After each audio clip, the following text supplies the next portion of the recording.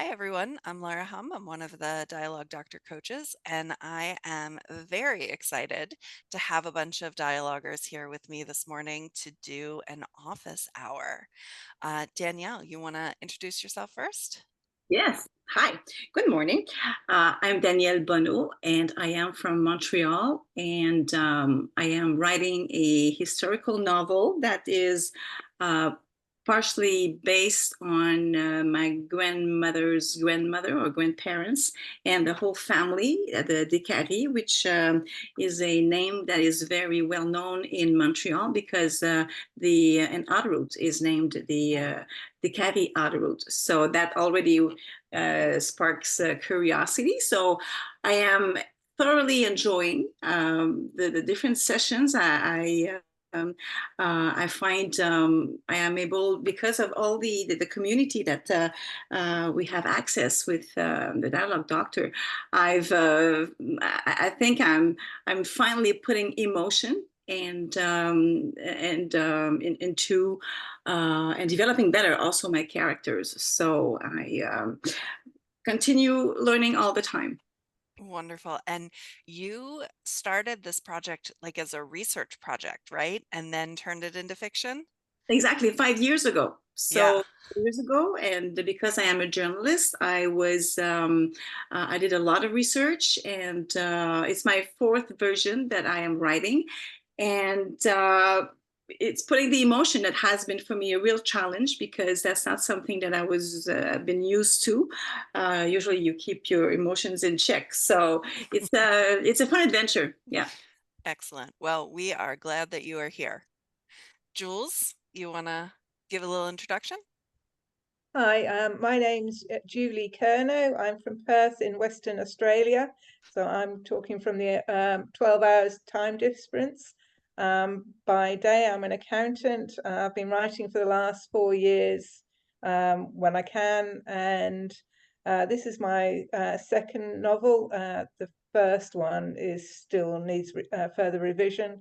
And this is a dystopian set in the near future in England after a super recession, and it's all about mind control. But I want it to have thriller type pacing and a strong character arc. Wow, fantastic. I personally love a dystopian novel. I don't know what it is about them, but there's something really oddly fun about dystopian for me. And your characters, you sent me a little snippet. They're teenagers, right? Yes, the twin brothers. Yeah. So that teenage age voice is one that I am very passionate about. So I'm excited to talk through that with you a little today. Excellent. Fantastic. Well, thanks for being here. Lisa, you want to introduce yourself? Sure. My name is Lisa Bonneau. I come from Cape Cod, Massachusetts. I spent a lot of time in Tucson, Arizona, and Martha's Vineyard first, and then have ended up here. I am a former Spanish teacher, and I retired this year early because my parents needed me in the home so that they could grow old in their own home, and my mom needed someone to be there, so I retired early. And now live with them and take care of them while I am becoming, I hesitate to call myself an author. I'm a writer, but I'm not, I feel like I haven't like published anything or gone, like haven't finished anything yet. So I'm trying to be working author. But I gotta say that it is probably one of the coolest things I've done in my entire life is take my it's my I'm writing a story that is like a coming of age for an older person like my age, and so sort of writing a little bit about the life that I've been living and that I am living. And um and so it's been a very interesting road of self-discovery and self, not necessarily analysis, but yeah, sort of analysis, and building that into a novel and how what that process is like. And the dialogue doctor has been amazing. Like all the different help, because I'm a brand new author. I hadn't ever done it before. And I'm still at the very beginning of the story. And so um, it's so helpful to have a whole community around me helping me figure this out. That's where I'm from. Wonderful, wonderful. Thank you for sharing your story. I did not know you. We've been working together for a while, and I didn't know that you were a former Spanish teacher. Yeah. Yeah. Does Yo it hablo feel? español. No, my Spanish is very, very poor.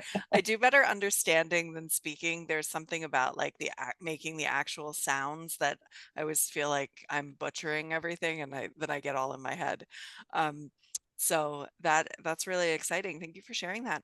I love the way that you're talking about how the community feels like a place where you can really grow and explore. Um, I don't know if you were listened to the webinar from this week's Dialogue Dash, but Jeff talked specifically about this idea of the identity of being an author and whether it's aspirational, like the way you're talking about you're working toward it, or if it's something that you can own and you can claim. Um, and I personally think that anyone who is writing can feel very secure in saying that they are an author, regardless of where they are in their process of putting words on a page or conceptualizing a story and figuring out how to tell it. I definitely think that there's so much work that goes into being an author that if you're doing it, claim it, be proud. Because those of us who aren't doing it, we are all inspired by what you're doing. So feel good about that. I love it. I love it. So, thanks so much for coming in to doing an office hour. Most of you have done an office hour before, if not with me, with Jeff or JP.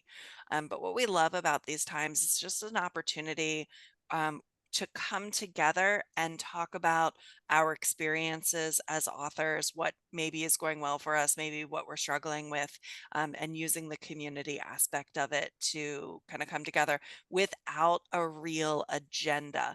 Often with the Dash, when we do a webinar or when we're doing a masterclass or a mastermind, we're coming with material that we want to share. The office hour is really an opportunity for you all to bring whatever it is that you have and you're working on to us so we can like come together and kind of experience it all at the same time. So with that, I'm going to turn it over to you all and let's get started. What do you want to talk about?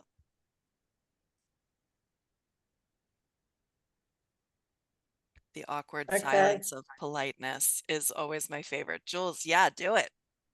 Okay, so because I prepared one earlier, it makes me sound very organized. So I sent a question to Laura. I'm part of a writers group and I submitted a piece, and the feedback I received was consider interspersing the interior monologue above between this longish list of brief dialogue exchanges. I think this needs to be broken up and the interior monologue could be worked in here, at least some of it. And why I wanted to discuss this was um, from listening to the podcast for years, I always get the impression that you kind of sit more in the emotion and then use the dialogue more for the energy, the building the energy. So I wanted to see whether it was something I was misunderstanding, whether it's purely just someone's opinion. So yeah, I wanted a bit of expert advice from the dialogue doctor. Well, I am a dialogue doctor coach. Jeff is the dialogue doctor, but I will channel my inner Jeff to answer this question. Of course you can. I think that the way that we present emotion is a tool as a author that you can use to craft the reader's experience. For me as a reader, I connect more with a story when people are talking, because in real life, I'm connecting with people when we're talking to each other. As people share details about themselves, I learn about them, I learn about their experiences. As I talk about myself and I'm sharing my experiences, I want people to learn about me.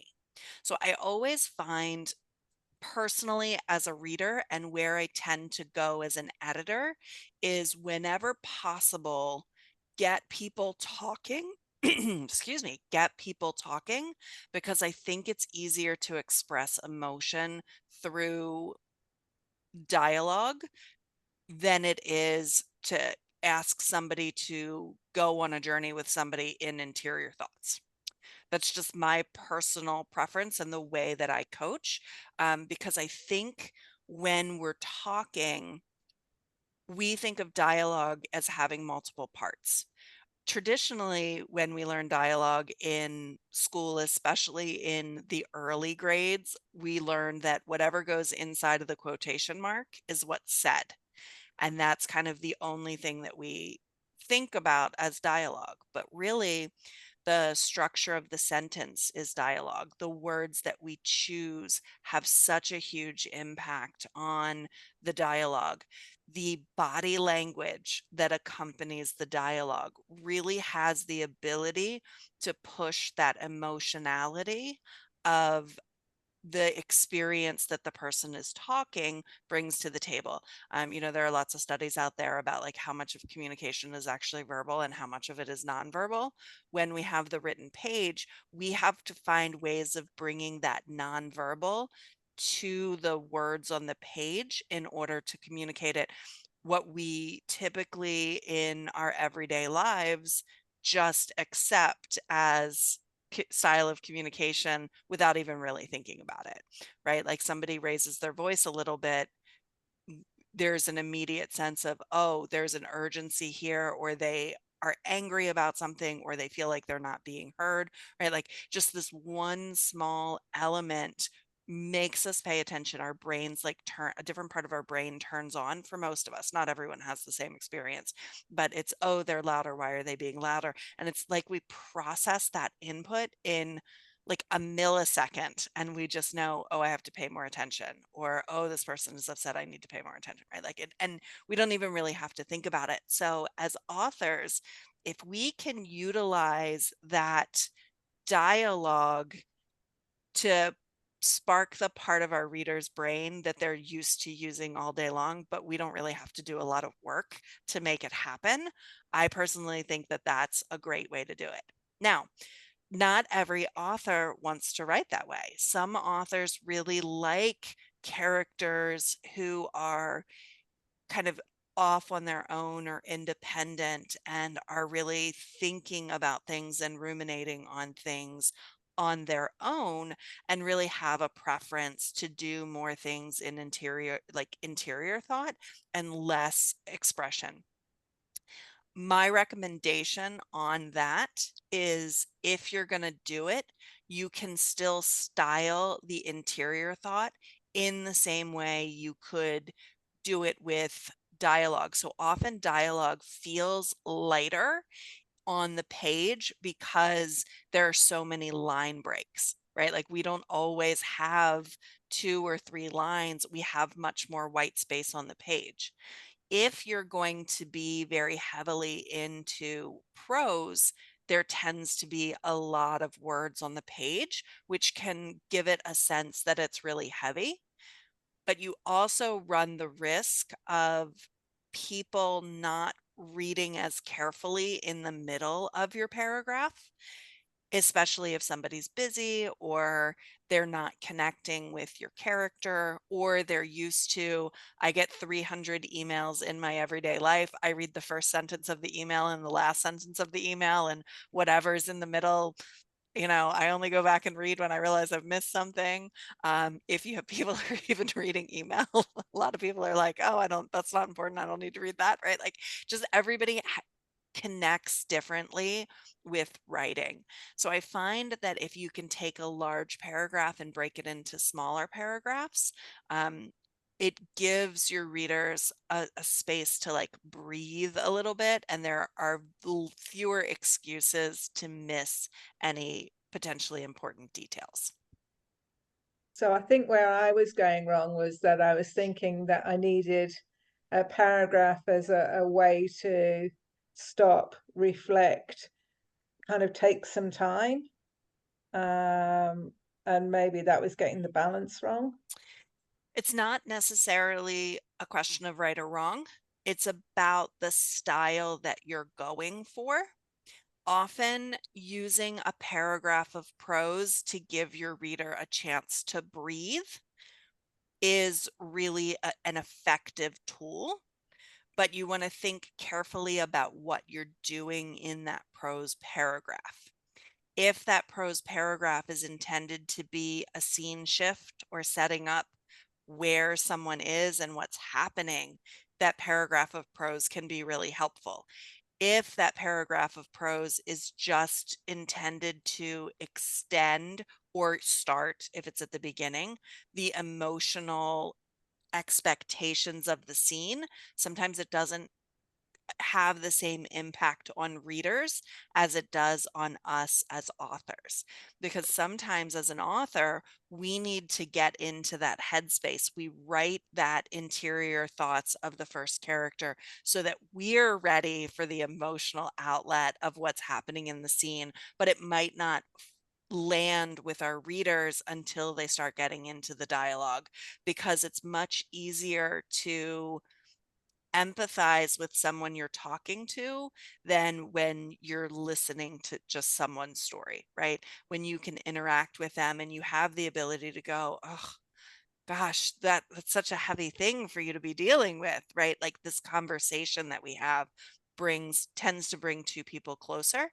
So when we're reading dialogue, it often feels like we're in the room with people, versus when we're reading prose, it often feels like somebody's just telling us their story, maybe from a stage, and we're just listening or we're just watching and we don't have the chance to interact.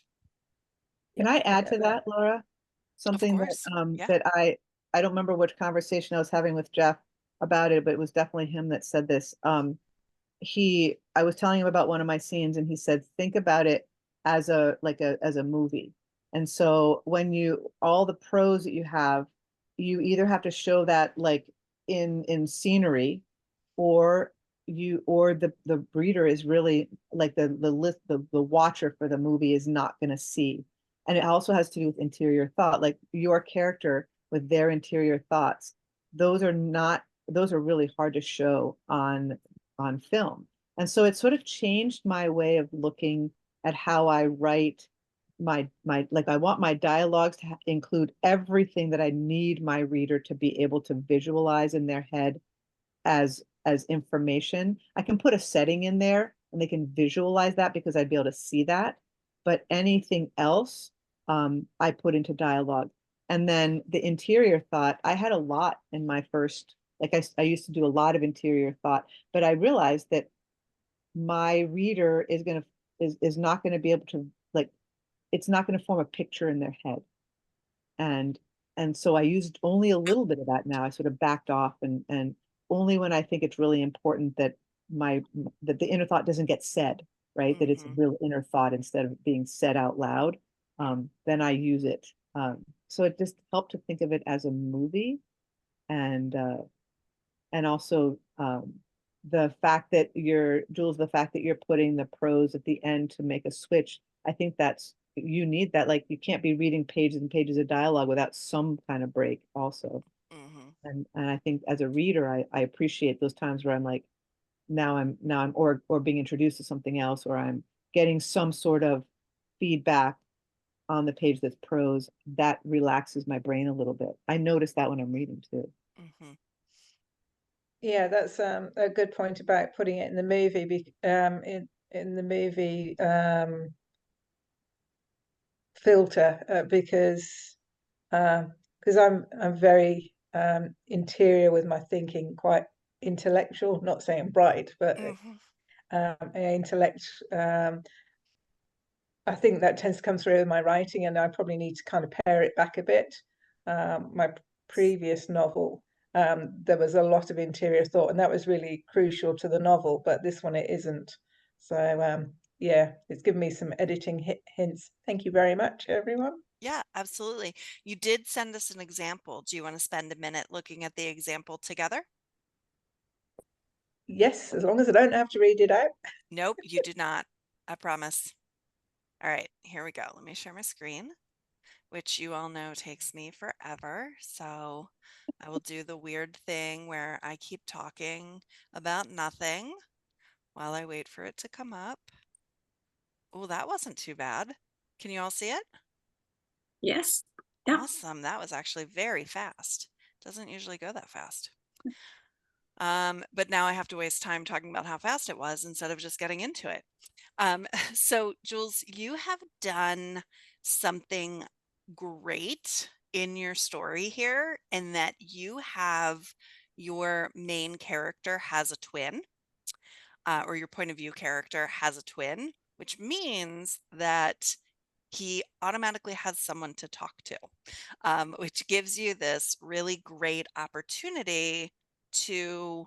Um, Sometimes we put our vehicle characters or our main point of view characters in isolation, and they don't have anybody to talk to, and then we're creating these, like, well, I'm going to talk to this cat, or I'm going to talk to this wall, or I'm going to talk to the moon, or I'm going to, right, like, we're making things up, but you've got a friend for him to talk to built in, which is really great. So the way you start, you've got this paragraph that starts with, I slump against the door frame and exhale, my breath streaming out in the winter night. Thinking on it, would social services come in the middle of the night? They're always short staffed, so they'll probably wait until the morning shift. But what about Felts? The wards work all night. Just because I'm ROTL, would they come early if social services called them? I just don't know how this stuff works. I know I should go back to Felts, but Izzy can't survive on his own. Cute as everyone says he is, no one wants to adopt a 15-year-old of mixed parentage from a troubled background, especially a boy who eats more than the rations. Sooner we are away from here, the harder it will be for the authorities to find us, and easier to escape from the cover of darkness. That's a lot of information being presented to the reader right up front. Then you go into this dialogue between your main character and Izzy, who you introduced in the paragraph before. I gently close the door, walk to Izzy, and nudge his arm. He says as he snuggles into our comfy velour sofa.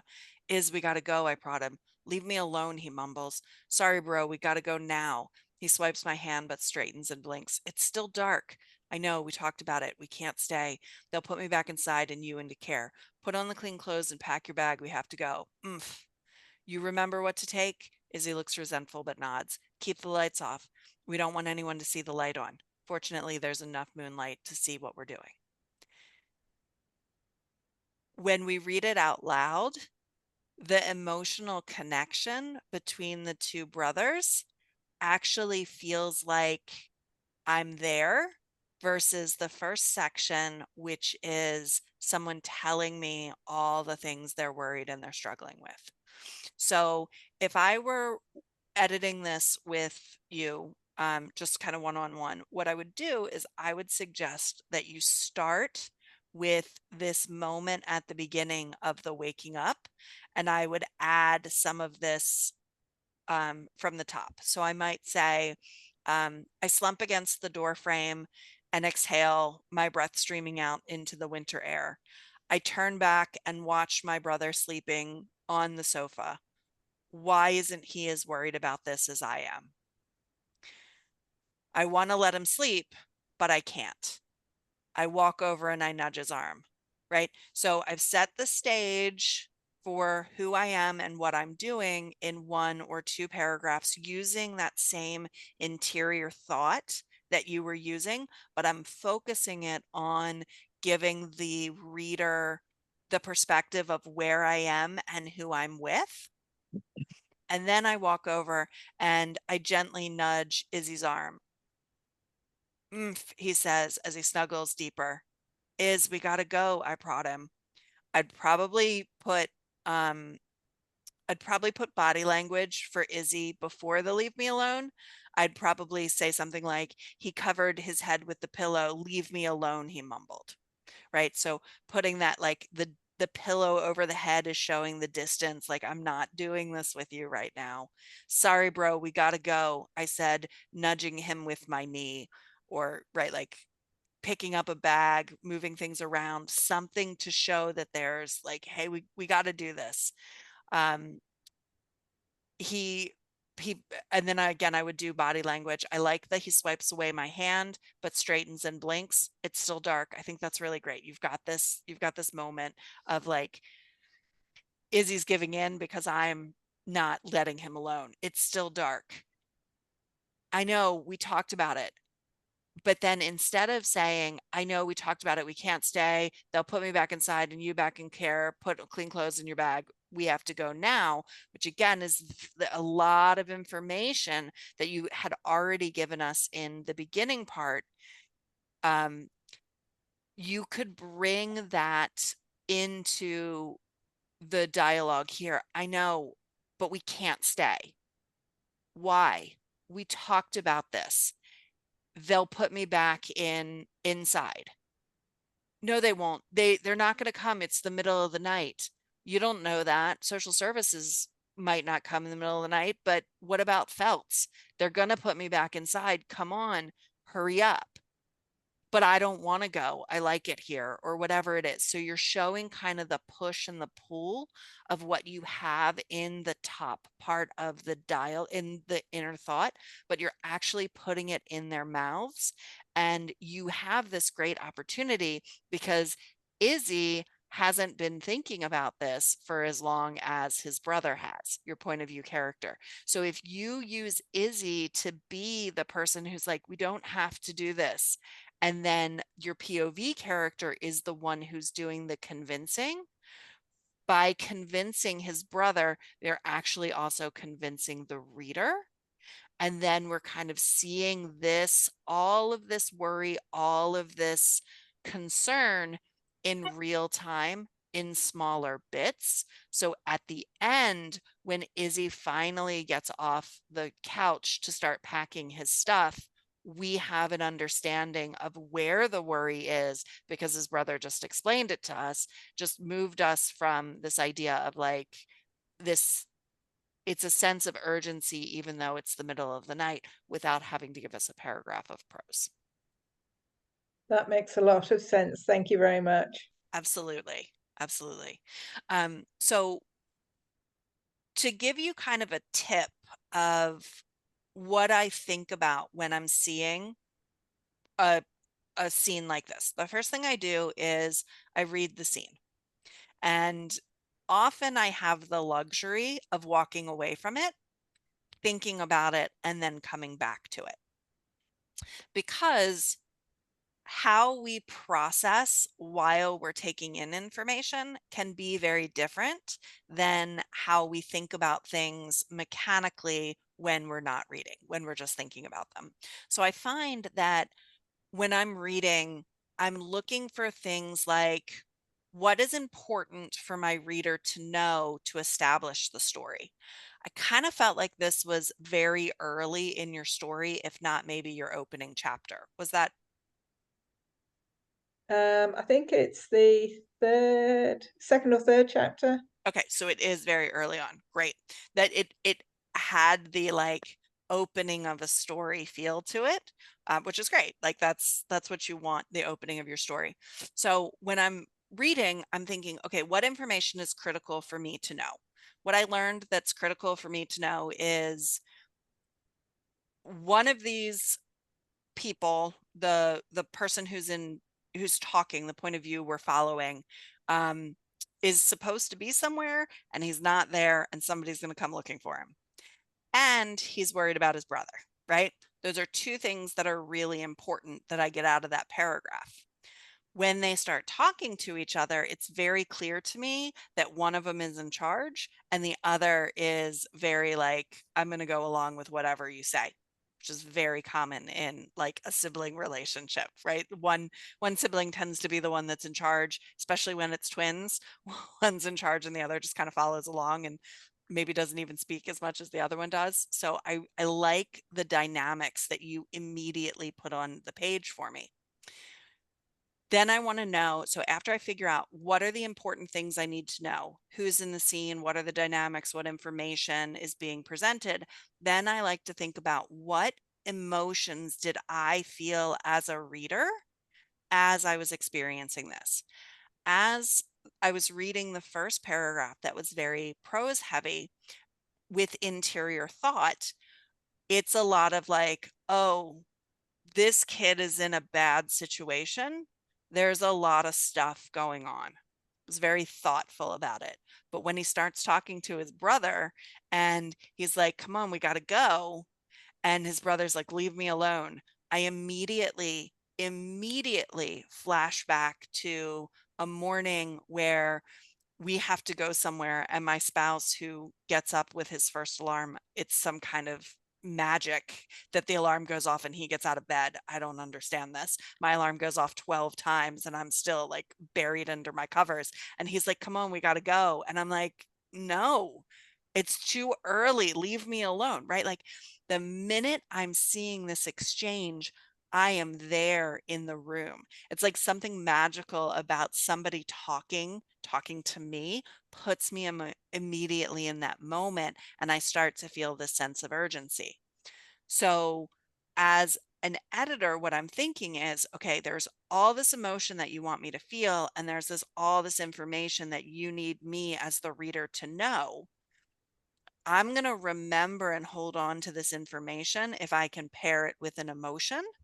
So I'm going to try to find anything that's really important for the reader to know, and I'm going to try to put that in dialogue whenever possible. So that's kind of how I go about editing. And my recommendation for authors when they're trying to edit themselves to figure out, do I have the emotional punch of the scene, is highlighting in some way. If you print out a hard copy instead of reading it on the screen, which is a trick that I definitely recommend, because reading something in a paper form is very different than trying to read on the screen. And if you're an author who's writing on the screen, reading in a different medium than you're writing in kind of tricks your brain into thinking that you're doing something new.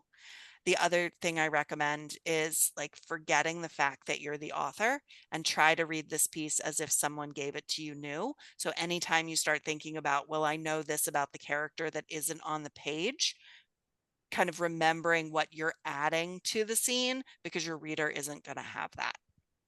So as I go through, like, I suggest thinking about the stuff your reader needs, identifying the emotion that you're trying to evoke, and then merge those things together. So I don't know if those tips are coherent or helpful, but that's kind of my process. No, that is really useful. Yeah, I can see how it would work a lot better, the way you were suggesting, and how I could intersperse it all. Yeah, perfect. Thank you, Yeah, and thank you for absolutely. giving me so much on air time. Absolutely. This is what an office hour is for. It's for, whatever is kind of urgent to be talked about, to kind of put it out there. So thank you. All right. Who wants to go Well, next? I have when I was thinking, listening to you talk about Jules, and I don't know why it brought this up. Um, I have I have lots of dialogue. I've been trying, because I'm starting brand new, and I started with Dialogue Doctor. I started with dialogue, and I've been I had to change I started off with my character voices, and I was trying to make them very different.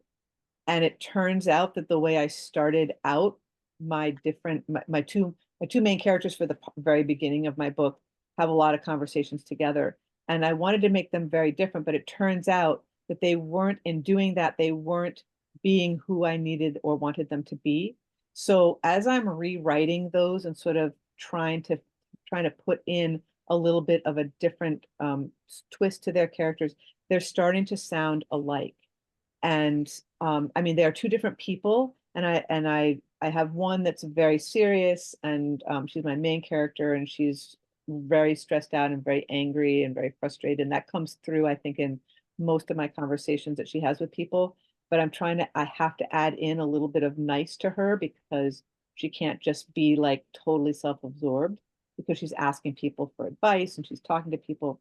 And so the other main character, who sits in a carpool with her a couple of times during the first part, I was trying to make her sort of be a little ditzy and very gossipy, and so I have maintained that, but I have to make her a little bit less of that, and so that my main character won't be so irritated with her and will be able to be a little more they'll end up on equal footing in the end. Hmm. Um, and so I'm finding that I feel like their voices are coming too close together so that, I mean, you can differentiate because you know who's talking, but the voices. So I'm Hmm. wondering how you handle something like that. So I love this. First of all, I'm totally gonna nerd out because you just gave me two voices, and I can see these two women sitting in a car driving to work. You have somebody whose focus is primarily like, this is so much fun and finds the joy in everything and is just kind of light and bubbly. And then you have the other one who is very serious and is all about, it's all business. And why the two of them work so well in a carpool is because while each one feels comfortable in something different, they see value in spending time with the other one, right? Like the light, airy kind of like everything is a joke, everything is a game.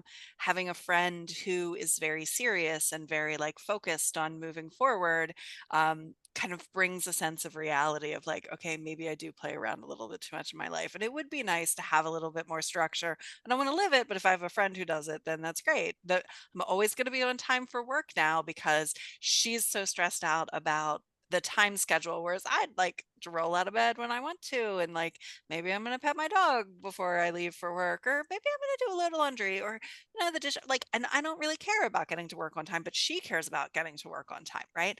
So I'm gonna change a little bit because that's really good. And then my serious friend who's like, oh, I gotta be at work on time. I gotta do this. I'm so stressed. I got all these things going on. And then my friend shows up and she's like, oh, I got you. I stopped on the way and I got you a cup of coffee. Here you go. And then all of a sudden my day feels a lot lighter because I have this friend who has a kind of an opposite point of view as me.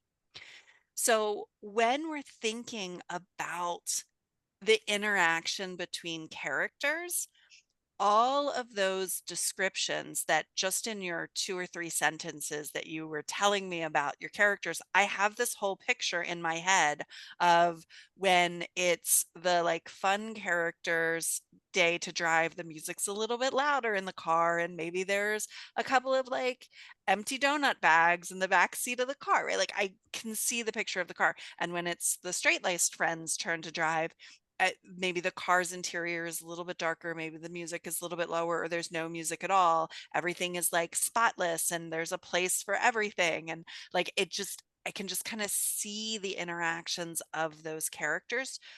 And that's what you want their voices to come across as. So when we're changing the way that they're speaking, we don't necessarily have to change the words that they're saying to get that coming across. So think about an exchange of like, somebody's getting in the car. It could be a like, good morning, how are you this morning? I'm great, you ready? Sure, let's go. That could be kind of an any morning thing. If the person who's driving is like the fun loving person, instead of just saying good morning, maybe she says, good morning, what a bright and lovely day, right? Like this, just something light and airy, or "Ah, did you see the sunrise this morning?" Or like something, whatever, that just feels very in the moment. I'm connecting, and the friend can be like, yes, I see the sunrise every morning, right? Like it comes up every morning, right? Like it doesn't have to be like, yep, I'm ready. And then the friend who's driving can be like, oh, I hope there isn't a lot of traffic today.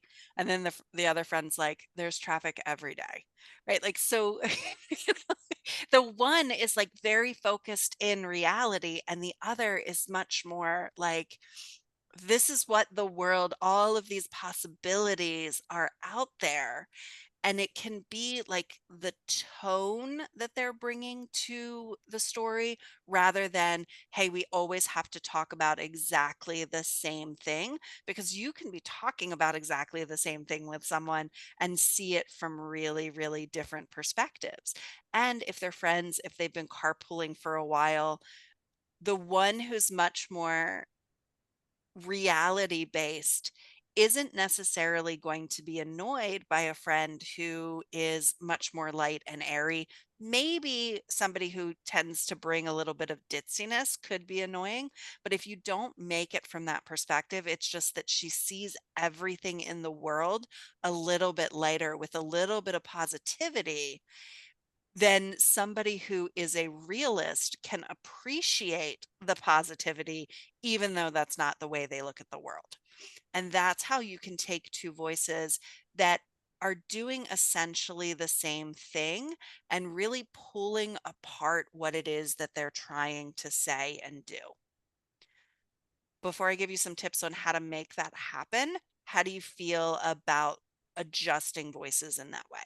Yeah, I was just thinking in my mind that my goal is to have them talk only about work, but what I'm thinking is that preliminary conversation could set up because set up a little bit more of who they each are, because Mhm. they are going to talk about work. Both of them are the gossipy one gossips about work, and Mhm. the serious one has wants something to do with it. But she's going to gossip about work because they're and this is a brand new carpool together Oh, okay. because the car broke down, and so all of a sudden they've known each other for many years, but all of a sudden they're carpooling together. So she doesn't really know her, but she knows her she knows her from work, but not personally. So I have her come in with her cup of coffee and her scone, and she like drips crumbs on the floor. So she's definitely different in that way.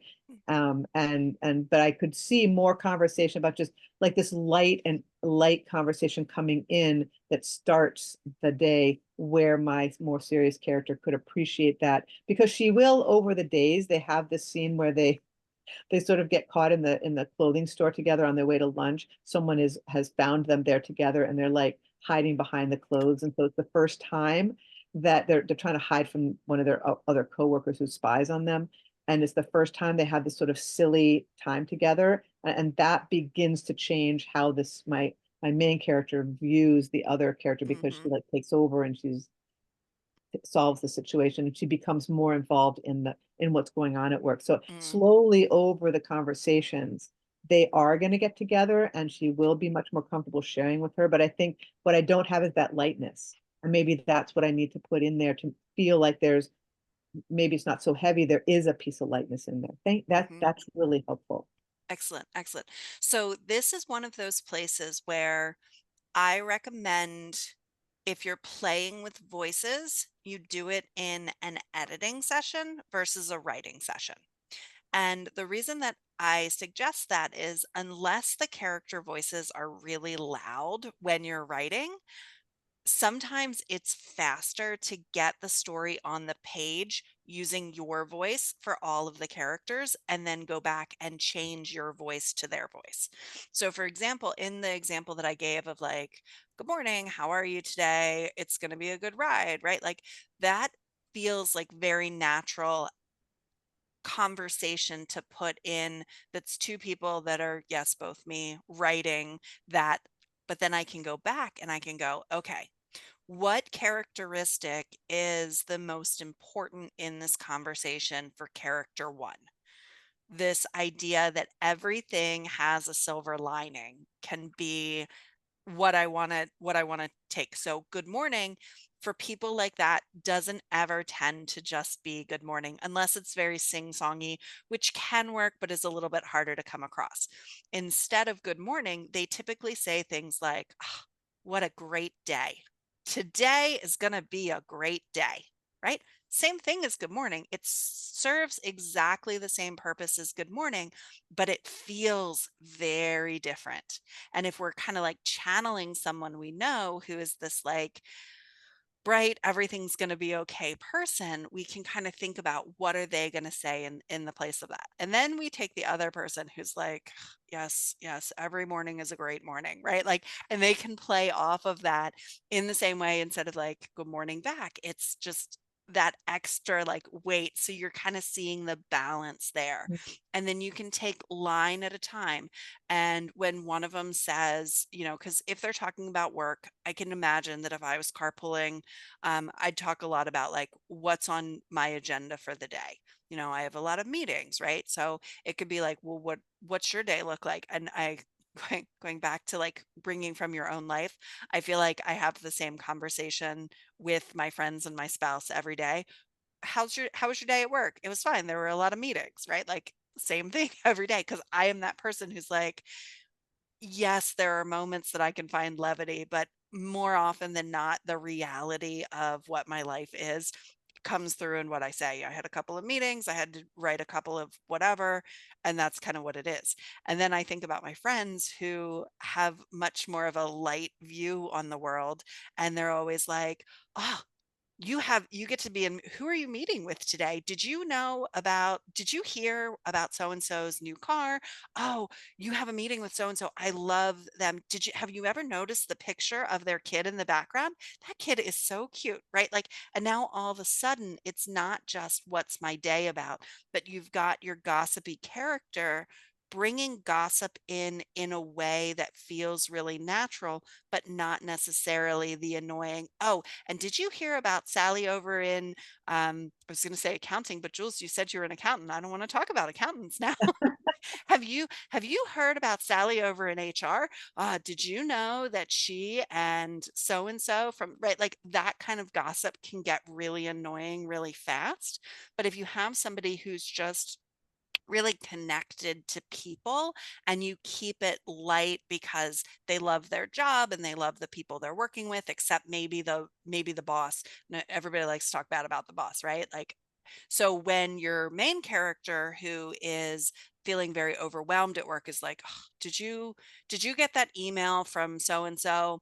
And maybe the person who's always lighthearted says something like, "I did. I think he was trying to motivate us, but I don't really think it came across very motivating," right? Like, so it's kind of this, the idea is that she's always trying to find the silver lining in things versus kind of this ditzy gossip that is much harder to like and connect with. So I don't know if any of that was helpful or coherent, but I feel like that's the theme this morning is I will say a lot of words and then ask if it was helpful or coherent.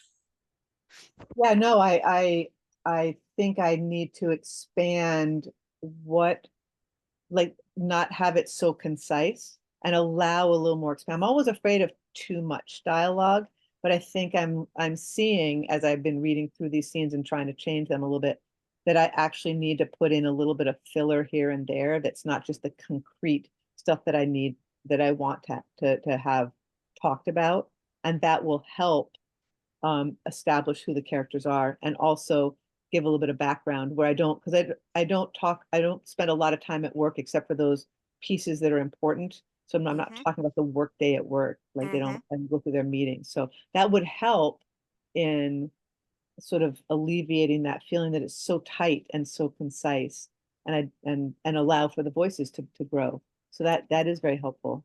Yeah, and I love what you're saying there, and I just want to highlight it for a second. Dialogue works to share information as long as it doesn't feel super contrived that I'm putting this conversation in people's voices because I don't want 2 paragraphs of prose, right? Um, I always think about in like a cop drama, there's always the character who comes in whose job it is to just explain acronyms to the audience, right? Like you'll have the captain be like, put out an APB on the blue sedan, late model, blah, blah, blah, whatever the captain says. And then you have this like young person who comes in and is like, aye, aye, captain, I'll put out that all points bulletin immediately, right? Like, you know that that character's job literally is only on the screen to tell the audience what an APB is, right? Like you can see it, you know it, it feels so contrived. So when you're writing dialogue, you want to make sure that the conversation, the important elements of the story get into the scene, but you don't want your reader to feel like, oh, they're talking about this because it's important to the story, I need to know it. So if you can really bring in the dynamics of the relationship between the characters, let the let the one character who's always kind of the troublemaker make a little bit of trouble. The one who's always like the problem solver have a problem to solve even when there isn't a problem. If you can have the person who's so controlling just really control everything in the conversation while everybody else is like, oh, sure, here we go again, right? Like, whatever the dynamics are between your characters, let us live in those moments with the interactions, because we all kind of think about our relationships in different ways. Like, think about when you are trying to decide what oh, it would be fun to get together with friends this weekend. What do we want to do? Where do we want to go? We tend to call different people or different friends based off of different things that we want to do. If we want something that, it's been a harder week and we want something that's a little bit light and fun, we're going to call the friend who always brings the fun. If we know that we've got this big organizational task that we're trying to take on and we want somebody to help us, we're going to call the friend who is always up for organizing something, right?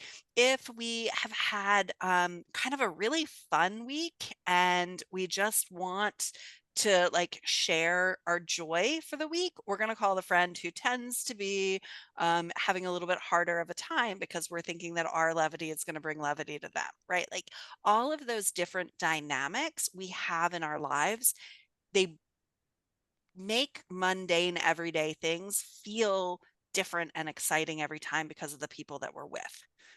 That's what readers want to see on the page. So if you can bring those dynamics to the page, your reader is going to fall right into your characters, and they're going to want to pick up your book because they're going to want to carpool with your two characters, because they know somebody who always has a positive outlook on the day, and they know somebody who's like, okay, enough with all of your fairies and your rainbows. This is the real world. We just got to get to work. Okay, try not to kill us while you're spilling your coffee, right? Like, we want to sit in the back seat and we want to listen to these two people talk and gossip about their day. So there you go. Perfect. I have a question. Yep. I have multiple points of view, and I'm wondering how to do the transition uh, within the same chapter. Like I don't. Do I have to finish a chapter if I change points of view? Or like, for example, it's set in 1897. My main character is throwing a party for her husband to celebrate the 21 years he's been the mayor of the little town Notre Dame de Grâce, and but really it's the launch of his campaign to become a candidate for the Liberal Party. So you have her being nervous. She cleaned the house, and and then it's in February, so there is of course there's a snowstorm, and so they're wondering who's going to show up and all that. And so that would be the first part when it's her point of view, and also she's expressing her let's say her concern and her fears, because she says, well, if you're elected, then that means that you're going to be gone. But at the time it was only a few weeks a year, that the politicians would be in the capital, not like months like it is now, so they could continue like doing their job and working, but he would still be away. So she's expressing that. And then I would switch to have his point of view, because he sees everybody who's showing up and all that. But then there's that mean cousin, the priest, who's coming, and he's gonna be like kind of menacing, saying, well, you cannot, if you become a candidate, like I will tell the fact that your wife has done something that's not, that will not get you elected, like she's been Mhm. uh, doing stuff, like helping out women and all that. So that's why so in the same chapter, I would switch point of view, So how do you go along with that? So, I think this is a great time to talk about the difference between a scene and a chapter. A scene is an an experience that happens. Sorry, I don't know why my phone is ringing. I don't know anybody. Um, I turned it off, but it did distract me. Oh, okay. So a scene is a timeline that happens. So your party, for example, is a scene, right? There's preparation for the party, there's people arriving, there's maybe a couple of like um, toasts.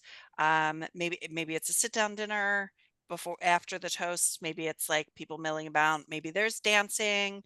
Then the party ends and everyone leaves and there's cleanup, right? That's a scene. A chapter is a telling of some events within a scene or a combination of scenes, right? Sometimes in a chapter, we're going to put 2 or 3 scenes right in a row. Chapters are for your readers to help craft the experience that's happening. Scenes are for you as the author to be able to tell the story. Where you can combine a chapter and a scene together is when you want to change the point of view. So your scene is the party. The setup can be one chapter told from your female main character's point of view because she's worried about are is all of the food going to be cooked in time? Are the people going to be able to get here? Are the roads going to be closed? Flitting around, making sure that everything is perfect because, she knows that in her background, she's done some things that are going to make this campaign much harder for her husband. So it's all about making sure that everything is perfect so everyone sees her as the good, dutiful wife. So they are going to vote for her husband, right? Like all of the pressure of the setup is a scene in a chapter told from her point of view. Close the chapter, you open it up maybe when the first guest arrives from the mayor's point of view, future politician. There's a knock at the door. He opens the door and he sees whoever it is. Oh, I'm so glad you could make it. Shakes hands. Thank you so much. This is going to be such a great day. Look at the beautiful job my wife has done. There's food over there. There's drinks over there. Please, make yourself at home, right? And the telling of the story from his point of view until his cousin arrives. He opens the door, he sees his cousin, and his last thought is, oh, the priest came, right? Close the chapter, close the scene. The next scene opens up as the priest's point of view. I don't know if you have a priest's point of view. I'm just giving it as an example here. I could be because he's very jealous. Yes. Sure. It doesn't have to be, it can pick up as the wife's point of view. The wife is kind of like managing the room. She sees her husband talking to the priest. Oh, I got to go. I got to get over there. I got to help buffer this situation. I have to show him that I'm the good, dutiful wife, whatever, from her perspective. If you're telling it from the priest's perspective, the scene closes with the priest at the door because again, lots of anticipation here, right? Like we know this, we've seen their interactions before, we know he's going to be kind of cruel or whatever. So the next chapter can be him walking in, look at this outlandish party, the amount of money you spent here, you could have given this to the church. And look at her skirt's too short, or like I don't know, whatever they criticize women for, like everything in the turn of that century, right? Like whatever it is, like all of those things can be part of the perspective of the scene, which also becomes a chapter because it's one long scene that you're dividing up for the reader's experience to change the different points of view at key points in the scene that are going to be like transition pieces for the reader. You just close your chapter and pick it up in another point of view. So a chapter can be just 5 pages long. Absolutely. Chapter can be 1 page long if you want. There are no rules. It does make it, by cutting it like that, it does give it more, I guess, importance, or like you kind of really see it more, that there is a shift, Yep. in yeah. Yep.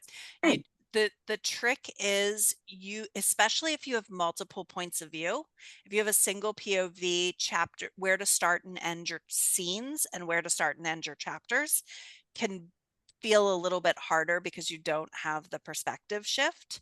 But the goal is to find that when you have multiple points of view, find the critical moment in the scene to turn to a different perspective. So if you're writing a romance and one character is courting another character, right? Like courting, oh God, am I from 1897?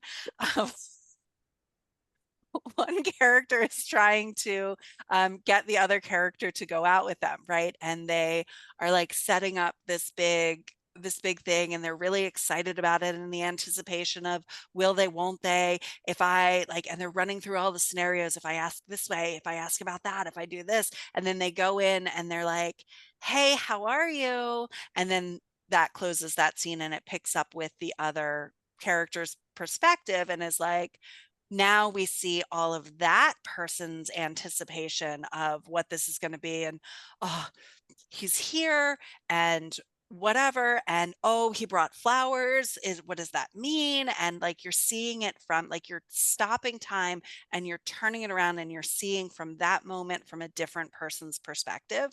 Also works great in an argument scene where the tension is building up between two people, and right when someone says something awful, because in an argument somebody's always going to say something awful, right? Like, that moment is where the perspective shifts, and now we pick up from the other person's perspective, either from the perspective of the person who said the awful thing and now we're in their head, or from the perspective of, oh my gosh, this person said this horrible thing to me, and now what's, and it's a great way to change the point of view at a critical moment, which does a really great thing for the reader in that it keeps them off kilter, but still feels the weight and the importance of that shift in perspective. So, And I find that by doing this, it makes it easier, like the famous 3 C's: conflict, choice, and what's the conflict? Consequence. Consequence. It makes it easier because it's like it's from one point of view, and you can see the immediate reaction. Mm-hmm. Yep. Yep. And when you're picking the point of view, you want to pick the point of view that has the emotion that you want your reader to feel. So Danielle, in your party scene, when you're thinking about the experience you want your reader to have, let's say you do have 3 points of view here, right? Let's just to make it simple. You've Yeah, got the wife's point of view, the husband's point of view, and the priest's point of view. You know that you want to tell the story in 3 parts. The build up scene, you want to think about the experience you want your reader to have. You want them to feel the anticipation of the party. You want them to see kind of the extravagance of the party, and then you want them to feel downtrodden about it. Are they making a big mistake? In that case, the anxiety that the wife has about putting on the perfect party makes the setup part perfect from her point of view. The joy of it, presumably in the turn of the century, the husband showed up at this party and didn't have to lift a finger to do anything to set up. So we see the joy of the party from him, and then we want to see the downfall from the priest's perspective, because he's the one who's going to bring the doom and gloom into everything. That's how you set that up. If you want to change the experience and you want it to be like, this party is like, the troubling darkness at the beginning. Then you show, instead of the setup scene, you show the priest traveling to this party, and he's talking to somebody else, and he's like, this is so extravagant. It's the middle of February. Who throws a party in February? This is stupid. And all the waste of all of this money. It's going to be terrible. When I get there, I'm going to tell them, blah, blah, blah. He knocks on the door, and the scene changes as he's walking in. And then maybe it's the wife greeting him at the door and is showing him like, it's not so bad. Look, I'm paid my penance. I threw this great party so that the town can know that I'm repenting for this thing. And it's like the next scene brings hope. So like darkness and then hope, the wife with like, look, it's okay, I'm trying to win you over, I'm trying to win them over, look at what I can do. And then the like reality could come in with the husband when he sees the two of them talking, and he needs to go over and he needs to get the priest on his side to, I don't know how they did politics back then. I don't know how they did politics now, but like maybe he has to get the priest to acknowledge that it's a good idea. He needs his blessing for both religious and political reasons. I don't know. I don't know what I'm talking about, but you could put it from his perspective. But again, that changes the emotional arc that your readers are feeling. Instead of anticipation, joy, and doom, you're feeling doom, hope, and possibility, right? So the point of view that you're telling the scene from changes the characters, or excuse me, changes the reader's perspective on the story, and picking the right point of view to match the right scene is all based off of what reader experience do you want to create. Especially that the real point is that the husband will forbid his wife to do anything, to help women during the campaign. So that's the Mm-hmm. whole point, is that, and she will agree or say, okay, only during that time. So that makes sense to, instead of putting the importance on the party, is to put the importance on that priest who's so Yep. jealous. He does not want his cousin to have more power than he has, Yep. because he's the priest. He's got his own parish, Yep. So yeah, Yep. very interesting. Yes, lots of things that we can do to craft the reader's experience. And I love how all of your questions today kind of showed different parts of the things we as authors can do to create that. Jules, your question was about crafting the emotional experience through the difference between prose and dialogue. Lisa, you were talking about crafting the reader's experience in bringing your characters to life. And Danielle, yours was about crafting the reader's experience through all of the different perspective shifts that you can do. So, Can I ask a really quick question of as course. I'm listening to Danielle's what you were talking with Danielle? I have a scene where my character has to listen to the boss and this new lady that has come, who is clearly going to take over her position and going to be over her because she was the top person and now she won't be. Mm-hmm. And there's a lot more to it than that, but I have the boss, the boss and the lady talking about how it's going to be now and really degrading my character.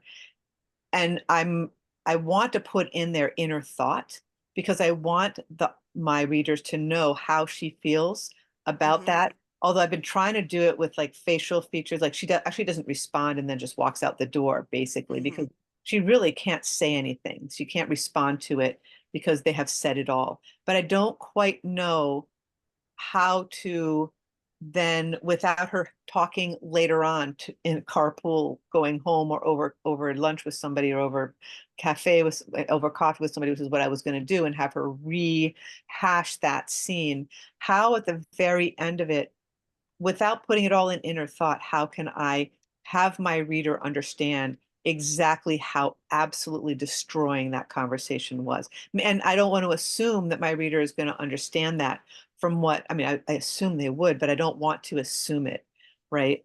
From what has happened in that meeting. How do I So do that? what you have to do is you have to think about what this experience is like in real life, and you have to put the reader in that experience right from the beginning.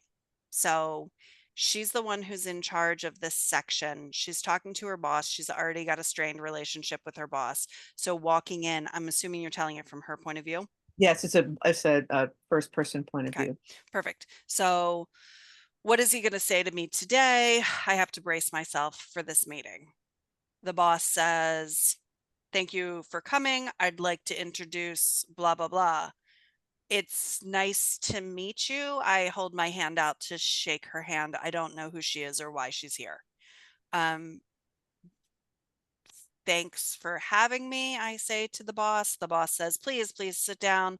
We have a lot to discuss." I'm sorry, I didn't prepare anything today. Was I you I didn't have time to do anything. What do you need from me? Whatever, right? Like the anticipation of like something's going on here. I'm not exactly sure what's going to happen. Well, we're making some changes. Oh, I have a lot of ideas. No, no, no, it's okay. I appreciate your ideas. This new person is has a lot of ideas that she wants to share.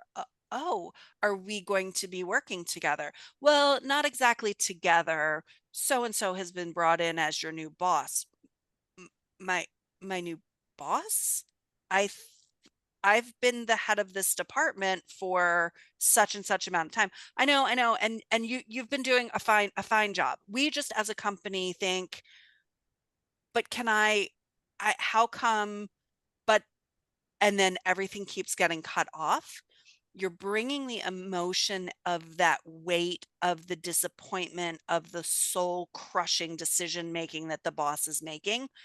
Your reader is experiencing it real time there, as opposed to I clenched my fists, I narrowed my eyes. Because in a situation like that, you've been in charge for all this time. You're gonna wanna say something. You might not have the opportunity, you might not have all of the words. You might wanna say something like, "Can we talk about this? Can we?" Nope, the decision's been made, right? Like everything that the reader is going to be thinking about what's happening in this experience, you want the character to ask or attempt, or somebody in the Okay. room to answer the question, probably before the reader even knows that they want to ask it. Because if you get to a place where your reader wants to ask a question, then you have to answer it pretty much immediately. But if you give it that weight of like, I'm trying to fit in here, I'm trying to do this, I'm trying to do what you want me to do. Now you're telling me after all these years of being the head of this department that I'm not doing a good job, and you're bringing somebody else in to replace me. She doesn't know anything about this. Who's supposed to train her? It's my responsibility not only to do my job, but it's my responsibility to train her. What do you mean? Explain the expectations to me. Now, when the scene ends and she closes the door and thinks, well, that's it, that's the last straw. You don't have to explain all of the feelings and emotions, because she's been saying them every moment through the entire scene. It Okay. also means that the conversation between the boss and the new person who's taking over her job isn't watching a play. It's I'm actually involved in this conversation. Right. Or That's what I'm missing. Right. yep. She's right now just listening to it because a lot of the a lot of what's been has already been set up. Like she's already had conflict with her boss and Hmm. he's already cut her off so many times, just doesn't listen to her at all. And so this is and this person was introduced as somebody that she was going to shadow her, and all of a sudden that has changed. So she already Hmm. knows it's coming. Hmm. And she hasn't talked to that person about it because it was thrown at her very quickly, and then they left. So it's the first time that she's in a room with this person with this new identity, with Hmm. her clearly being the one who's going to take over, which she wasn't expecting. So I think dialogue there to say, hold on a minute, we talked about shadowing, we talked about, you Yep. know, and she already can't say very much because he's cut her off so many times already over. But I have to find some way to get that feeling like she has to be able to say something. She can't just be mute. Yep. Okay. Exactly. Yeah. Exactly. Because if she's mute, then the reader doesn't understand understand what what, the yeah, experience is, because yeah, even though the boss has cut her off at every pass before this, the game has changed now. Now you're taking away my responsibility. I was willing to let you push me before, and I was willing to be quiet before, but I'm not willing to be quiet now, yeah. I think right? that's the point where she needs to get to. There's like, all right, enough. Like, Mhm, I know we've had our problems, but some this doesn't seem right. Or I'm not sure what she's going to end up saying, but mhm, something she has to fight back a little bit. And that's part of her personality also, is to be able to fight back a little bit, mhm. quietly fight back. So maybe it's not so quietly this time. Yep, yep, Because this is the culmination where she's like, I'm out of here. I mean, it's the last straw.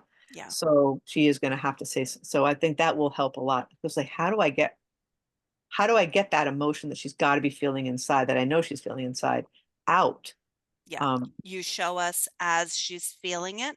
Don't wait to the end to tell us, yes. because if we wait Okay. to the end to tell us, then it's like, I've just watched this play and now I'm talking about what the play was like between me Right. and my friend. I can't actually do anything about it. It's not the same as the reader going along, because presumably the reader is what you want, is the reader to feel disempowered at work, angry at this boss, because that's what your vehicle character is feeling. So let your vehicle character be your reader's voice in this scene.